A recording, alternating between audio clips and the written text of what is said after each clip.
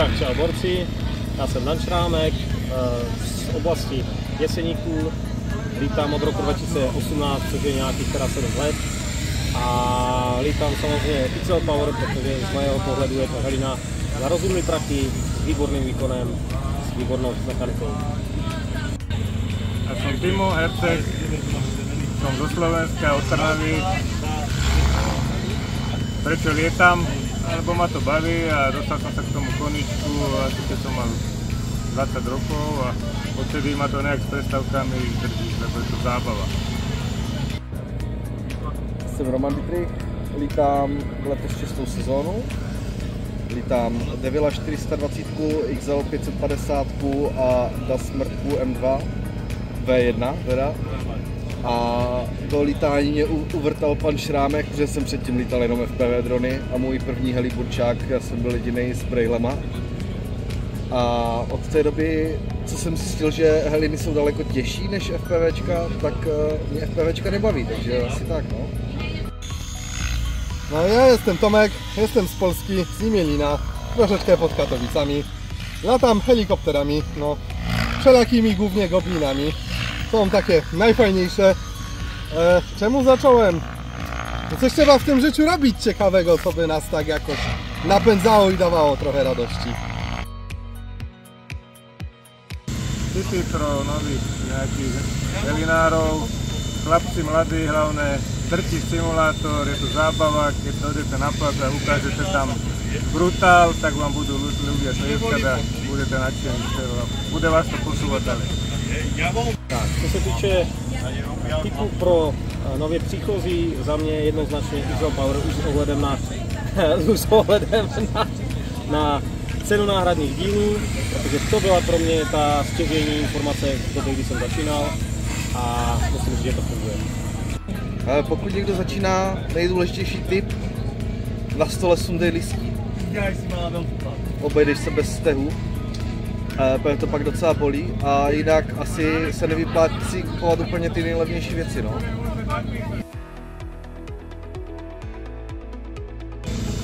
Oblíbený pilot, no samozrejme, že Matros. Ale predtým je Mirko Cesena, Duncan Gossion a Nick Maxwell. Nie wiem, chyba Mirko Cesena może właśnie. I like every pilot, but my favorite is these three. Adam, Leszek i Jarek is the best. Tak samozřejmě oblíbeným pilotem je jich samozřejmě víc. Číňani všichni, ať už NCK, anebo Keniko, nebo Kanpono, je to úplně jedno. Samozřejmě z českých pilotů je to Honza Matroš, s kterým jednou za čas lítám. Lítá velice pěkně, jemně, ale umí se zapomnět také my všichni. Oblíbená heli, ťažko povedať, teraz Goblin, predtým logo, ale ako celkovo by som povedal taká obľúbená značka Mikado a Loga. My favorite heli is a pink Goblin Row 700. 70, nie? 700. Kraken 700, zdecydowanie najlepiej nie leci.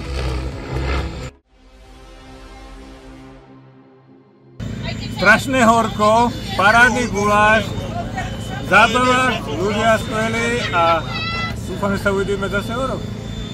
Piknik mi się bardzo podoba, nie mam daleko, przyjechałem zobaczyć jak jest, lotnisko fajne, zmieścić się idzie w 3-4 naraz nawet. Gulaż jest pierwsza klasa, pogoda się bardzo udała. Przy lotnisku drzewa czasami trzeba wycinać, jak coś na nich zostanie. Tak, akce letošního roku Helidino, tady jak to je, tak musím říct, že top lidi, top sestava, je tady zahraničí, jak ať už Slovensko nebo Polsko, to jsme původně neměli. Loni nám pršelo, teď se to úplně brutálně jakoby podařilo, takže za mě absolutní top Helinace. Postřehy z akce jsou super, nad očekávání ten počet lidí dneska, počasí objednaný až moc dobře bych řekl. A vyhrál jsem tombolu, takže já jsem jako spokojený. As I'm walking in the valley in the shadow of death, I see my soul up in the air, cold with every breath. See, I don't lie, well they cry, got them mortified. I will never die, I define, I'm immortalized.